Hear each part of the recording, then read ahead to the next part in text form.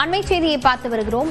ஈரோட்டில் 18ஆம் தேதி நடைபெறவிருக்கும் விஜய் மக்கள் சந்திப்பு நிகழ்ச்சிக்கு மாவட்ட எஸ்பி அனுமதி வழங்கியிருக்கிறார். இது தொடர்பான விவரங்களுடன் செய்தியாளர் பாபு இணைந்திருக்கிறார். பாபு, முழு விவரங்கள்.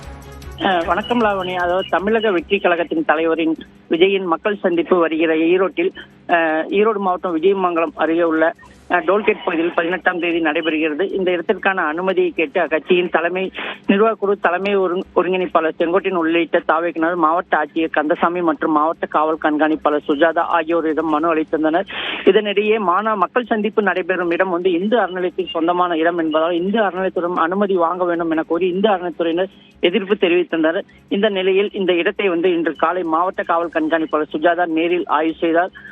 கட்சி மாநாட்டிற்கு வரும் தொண்டர்கள் வரும் வழி தலைவர் விஜய் பேசும் இடம், தொண்டர்களுக்கான பாதுகாப்பு ஏற்பாடுகள், எவ்வாறு மேடை அமைக்கப்படுகிறது என்பது உள்ளிட்ட பல்வேறு இடங்களில் சுமார் 2 மணி நேரம் ஆய்வு செய்தார். தற்போது இந்த ஆய்வை தொடர்ந்து தற்போது விஜயின் மக்கள் சந்திப்புக்கு மாவட்ட காவல் கண்காணிப்பாளர் சுஜாதா அனுமதி வழங்கியுள்ளார். மேலும் இந்து அறநிலையத்துறையும் தற்போது அனுமதி வழங்கியுள்ளது. அதாவது மாநாடு நடத்துவதற்காக 50,000 ரூபாய் டெபாசிட்டும் 50 நாள் ஒன்றுக்கு 50 ரூபாய் வாடகையும் நிர்ணயித்து அவர்களும் அனுமதி அளித்துள்ளதால் வருகிற 18ஆம் தேதி விஜயமங்கலம் டோல்கேட்டில் விஜயின் மக்கள் சந்திப்பு நடைபெறுவது உறுதியாகியுள்ளது. லாவண்யா, விவரங்களுக்கு நன்றி பாபு.